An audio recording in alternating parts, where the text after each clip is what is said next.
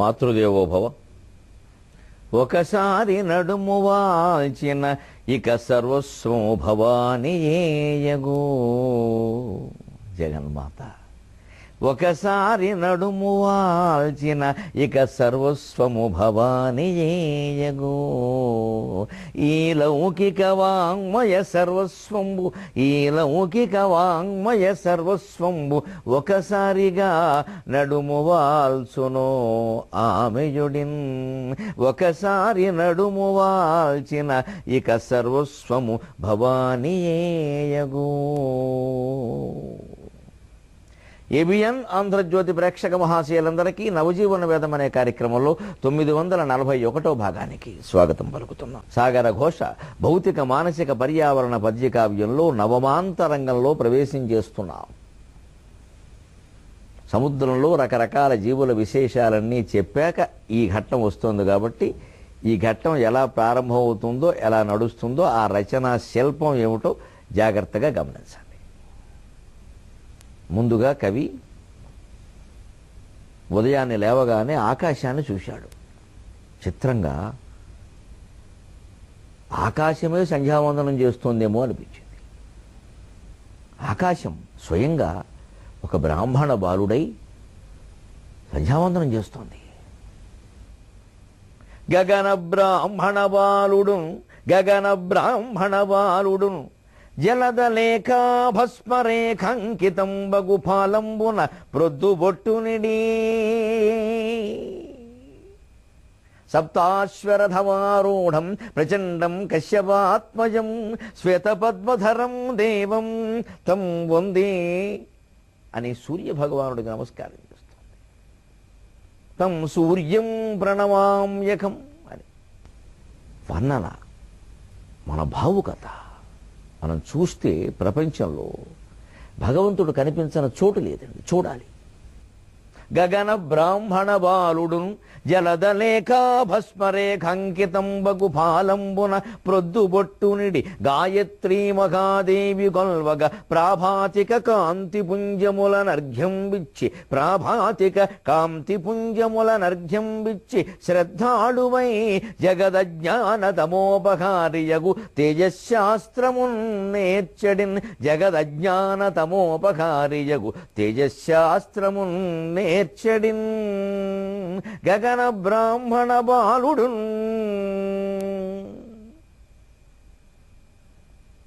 కవి చూపుకి అందని విషయం ప్రపంచంలో లేదండి. కవయ క్రాంత దర్శనక అంటారు. మనము చూస్తాం, కవి చూస్తాడు. కవి ఆ విశ్వ మానవతా భావన కారణంగా విశాలంగా చూస్తాడు. మనం మామూలుగా చూస్తాం, మనం ఏదో భావిస్తే అది కనపడుతుంది. ఆయనకు ఉండేటువంటి ఆ విశాల భావన కారణంగా, దైవ భావన కారణంగా అద్భుతమైన విషయాలు తోస్తాయి. అవి అభ్యాసం చేస్తే వచ్చేవి కావు. అందుకే కవులు తయారవ్వరు, కవులు పుడతారు అంతే.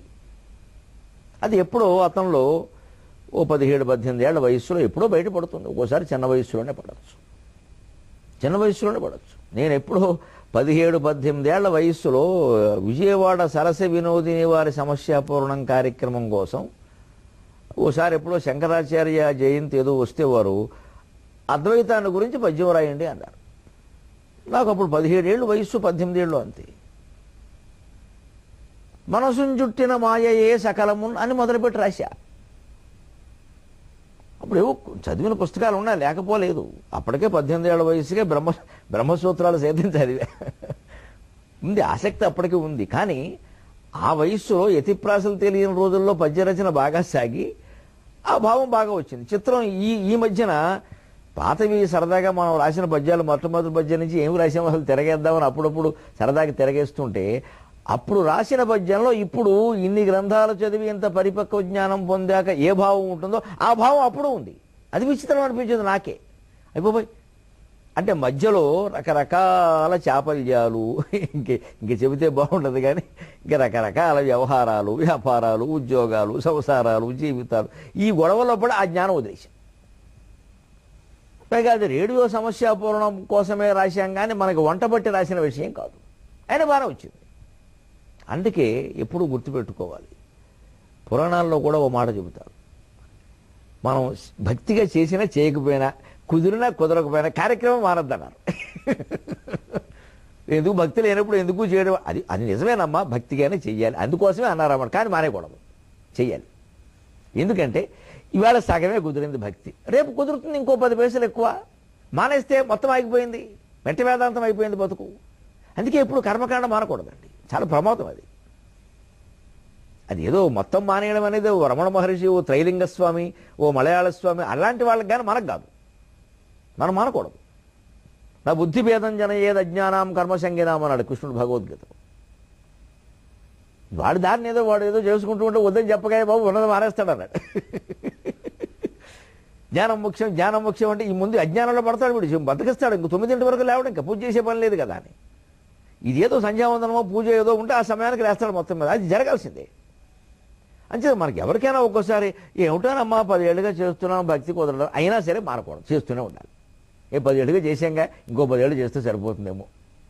ఈ జన్మలో కుదరకపోయినా వచ్చే జన్మలోనైనా కుదురుతుంది, మానకూడదు. అందుకే అప్పుడు ఆ రోజుల్లో సమస్యాపూరణం కోసం అని రాస్తే అప్పుడు కూడా వేదాంత భావాలు తాత్విక భావాలు చాలా లోతుగా వచ్చాయి. ఈ మధ్యలో చదువుతుంటే నాకు ఆశ్చర్యం, ఇది ఆ వయస్సులోనే ఎంతంత భావాలు రాశామా మనం అని.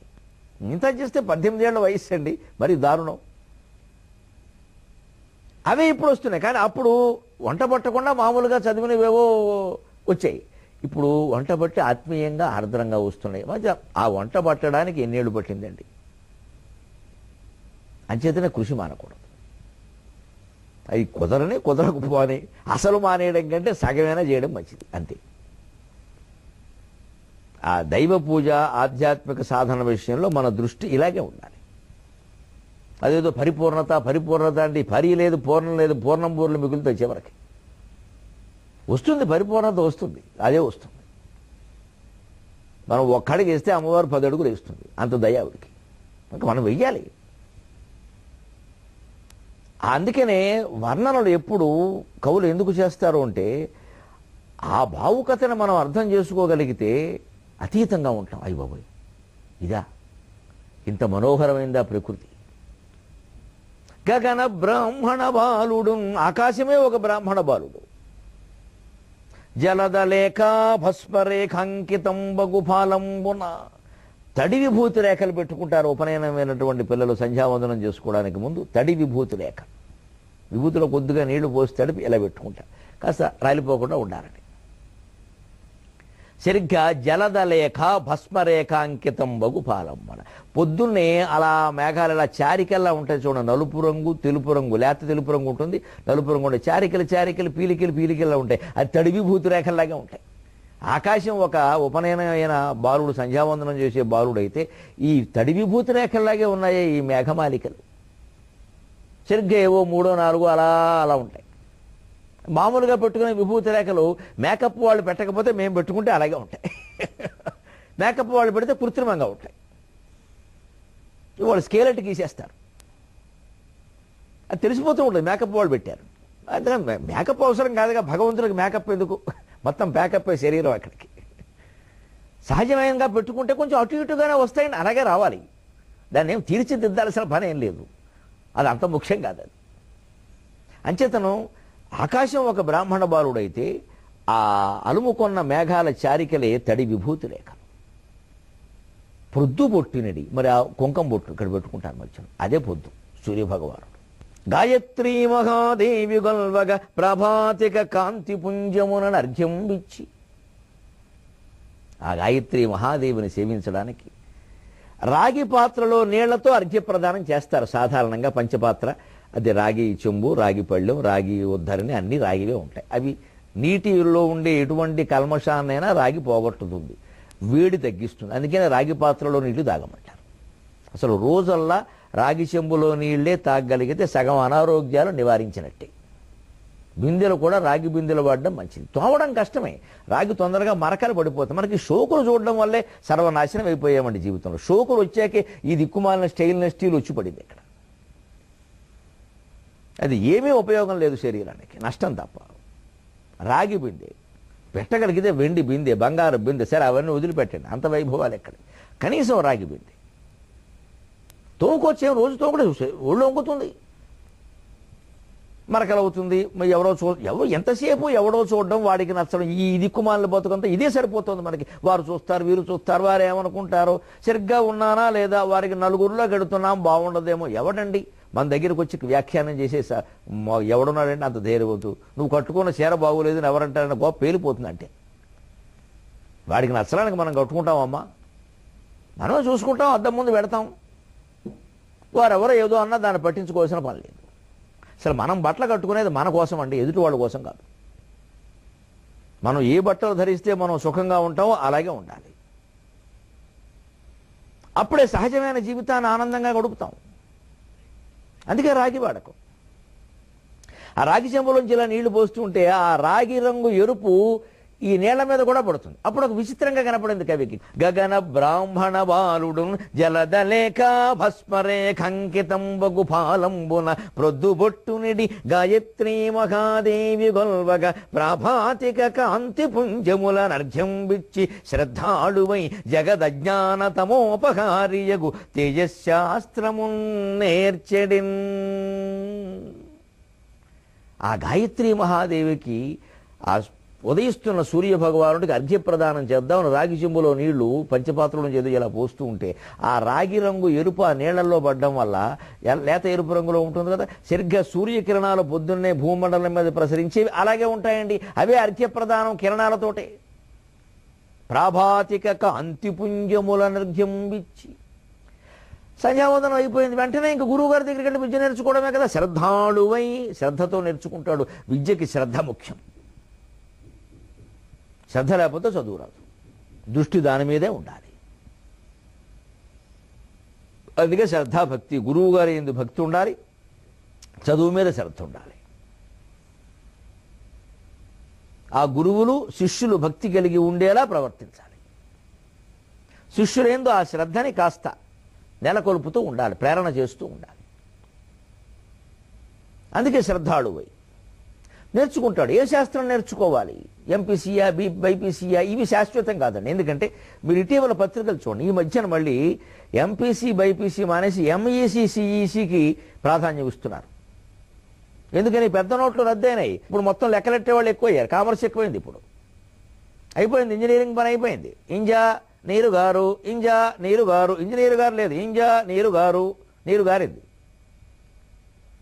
ఇప్పుడు మళ్ళీ ఇది మొదలైంది. దొంగ లెక్కలు ఎలా వేయాలి. ఇక వీళ్ళు చేసే పని, వీళ్ళు చేసి దేశాన్ని ఉద్ధరించరు, అవి ఎలా ఎగ్గొట్టాలి, ప్రభుత్వానికి ఎలా పనులు ఎగ్గొట్టాలి, ఆ మార్గాలన్నీ చూపిస్తారు.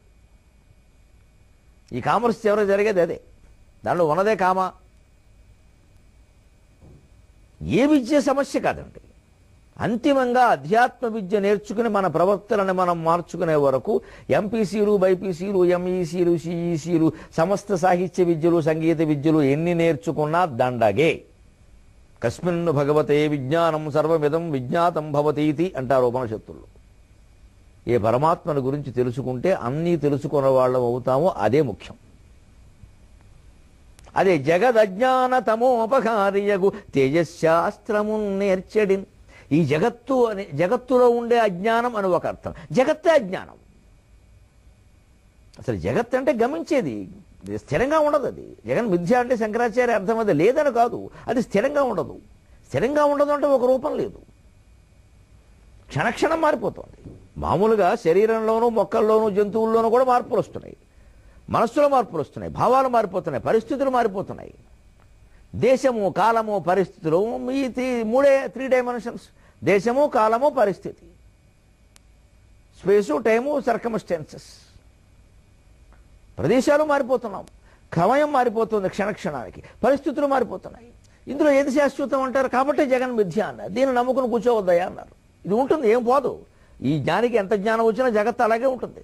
కానీ ఆయన దాన్ని మిథ్యా దృష్టితో చూడడం వల్ల ఆ వలలో పడడు, అంతే తేడా. ఒక చేపలు పట్టేవాడు వల వేస్తాడు.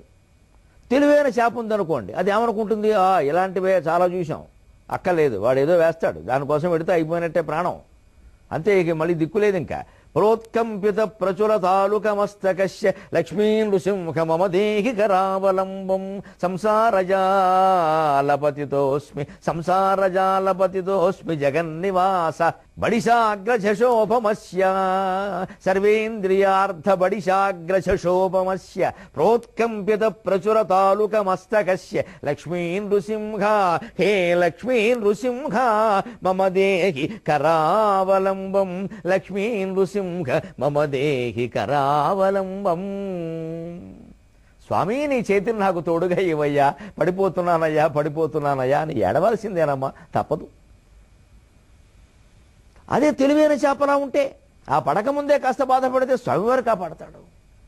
పడిపోయే కాపాడడం వేరు, పడకముందే జాగ్రత్తగా ఉండడం వేరు. ఆయనకి మాత్రం మనం శ్రమ ఎందుకు ఇవ్వాలి? మనం ప్రేమించే వాళ్ళకి మనం శ్రమ ఇయ్యం కదా. మనం ఎవరిని ప్రేమిస్తామో వాడు శ్రమ పడకుండా ఉండాలని కోరుకుంటాం. తల్లి పిల్లల్ని ప్రేమిస్తుంది, అందుకే పిల్లలు శ్రమ పడుతుంటే తల్లి చూడలేదు. మనం భగవంతుడిని ప్రేమిస్తున్నాము అంటే భగవంతుడిని శ్రమ పెట్టకూడదండి. భగవంతుడిని మన దగ్గరికి రావాల్సిన అవసరం కానీ అవతరించవలసిన అవసరం కానీ మనం కల్పించకూడదండి. నా కోసం రావద్దు స్వామి, నువ్వు నా మనస్సులో ఉన్నావు, నాకు అంతే చాలు, ఇంకెవరైనా ప్రార్థిస్తుంటే వాళ్ళ దగ్గరికి వెళ్ళమని చెప్పాలి. అదే నిజమైన భక్తి, నిజమైన ప్రేమ. భగవంతుని శ్రమ పెట్టకూడదు మనం. ఉత్తర దేశంలో ఒక భక్తుడు ఉండేవాడు, మామూలు వాడికి నామదేవ్ అనుకుంటాను. ఆయన కత్తేసుకుని తిరుగుతున్నట్టు ఊళ్ళో, ఊరు బయటకు వచ్చేసి అరణ్య ప్రాంతంలో. ఆయన భక్తులను అందరితో ఇప్పుడు కత్తి ఎందుకు పట్టుకోవడం తెలియదు. ఏమిటంటే, నేను ఇప్పుడే ఒక కథ విన్నాను, ఆ అర్జునుడు ఎక్కడ, నీ ఇల్లు బంగారం కాదు, అర్జునుడు ఎక్కడెక్కడ ఉన్నాడు ద్వాపర, అర్జునుడు కనపడితే నరికేస్తా. ఏమిటంటే, మా స్వామి చేత గుర్రాలు తోలిస్తాడా? ఎంత లోకమైపోయాడు కృష్ణుడు వాడికి. వాడు ఎవడు అసలు కనిపించింది నరికేస్తాడు. ఏమనుకోవాలండి దీన్ని? ఉన్మత్తత. బాలోన్మత్త పిశాచవత్ అంటారు శంకరాచార్య. భక్తుడు ఎలా ఉంటాడు? బాలుళ్లాగా, ఉన్మత్తుళ్లాగా, పిశాచంలా మాట్లాడతాడు, మనకు అర్థం కాదు. వాడికి ఎంత ప్రేమ అంటే కృష్ణుడి మీద ఆ భక్తుడికి, నా స్వామి చేత గుర్రాలు తోలిస్తాడా? గుర్రాలు తోలడం అంటే దాని లద్దె చేతం తీయవలసిందేగా, దాన్ని కడగాల్సిందేగా. వీడు కడుక్కోలేడా? అఖిలాండ కోటి బ్రహ్మాండ నాయకుడు దొరికాడా అని మండిపోయిందండి అతనికి. అది భక్తి. కృష్ణార్జునులు ఇద్దరూ పైన నవ్వుకుంటారు ఈయన భక్తి చూసి. భగవంతుడు ఎందుకు ప్రేమ అంటే ఏదమ్మా, నా కోసం నువ్వు కష్టపడకమ్మా, నువ్వు జీవితం ఎన్ని కష్టాలు పెట్టినా నేను సిద్ధంగా ఉన్నానమ్మా, నిన్ను స్మరిస్తున్నానమ్మా, నాకు అదే చాలు అంటే అమ్మవారు చాలా సంతోషిస్తుంది. నేను నీతోనే ఉన్నానరా వెరుకుంక, నిన్ను కష్టాలు పడడానికి ఎవడికి ధైర్యం ఉందిరా, నేను చూసుకుంటానుగా అని అంటుంది ఆవిడ. మన కష్టాలు పండిస్తుందా? ఆ నమ్మకం అనుకుంటాను. ఈ భావుకతలో వస్తుంది అది. అదే అజ్ఞానతమోపకారి అంటే జగత్ అజ్ఞానం. జగత్తు ఉందనుకోవడమే అజ్ఞానం. ఈ భేదాలు ఇంకెంతకంటే అజ్ఞానం. జ్ఞానము అంటే ఒక అక్షరంలో చెప్పాలంటే అభేదం. ఒక మాటలో అభేదమే జ్ఞానం, భేదమే అజ్ఞానం. జీవుడు దేవుడు వేరు, ఇంతకంటే అజ్ఞానం ఇంకోటి లేదు. జీవుడు దేవుడు వేరైతే దేవుడు ఎప్పటికీ పరిపూర్ణుడు కాలేడు. ఒకటే మాట, ఒకటే దెబ్బతో కొట్టేస్తా మొత్తం మిగిలిన సిద్ధాంతాలన్నీ. జీవుడు దేవుడు ఒక్కటైతే దేవుడు పరిపూర్ణుడు కాదు, అపరిపూర్ణుడు. జీవుడు తనకంటే వేరుగా ఉన్నాడు. ఇంకా ఎన్ని రకాల సమర్థించినా కుదిరే పని కాదండి. అద్వైతం ఒక్కటే సిద్ధాంతం.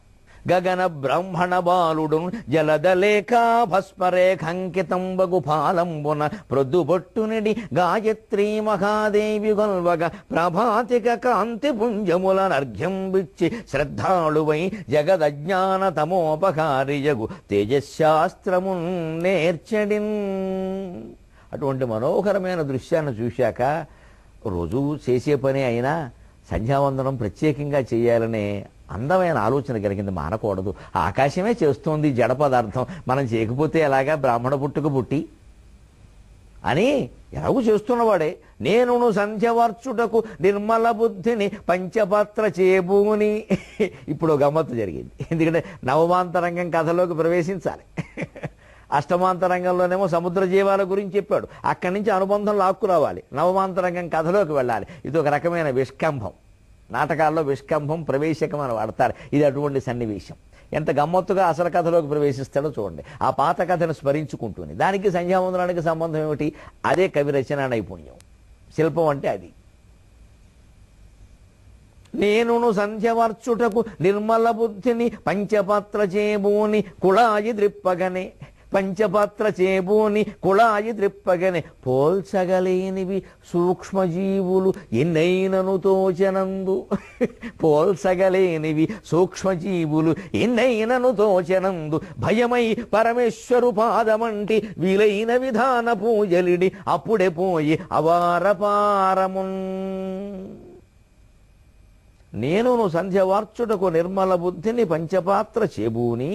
బా, ఆకాశం ఎంత అందంగా సంధ్యావందనం చేస్తున్నారు, కానీ ఆకాశమే చూస్తుందో దండం పెట్టుకుంటే చాలే మనం మానేద్దాం అనుకోలేదు. అది బద్ధకం. ఆకాశం చూస్తుంటే మనం చేయకపోతే ఎలాగా, మరింత భక్తిగా చేయాలి అనుకుని పాపం వెళ్ళాడు. మరి ఆధునిక కాలంలో అపార్ట్మెంట్లు కుళాయిలే కదండి, తొట్టి కుళాయి, వాష్ బేసిన్ తొట్టి కుళాయి. అక్కడికి వెళ్ళి కుళాయి తిప్పాడు, కింద పంచపాత్ర పెడితే అందులోంచి నీళ్లతో పాటు కొన్ని జీవులు కూడా వచ్చాయి.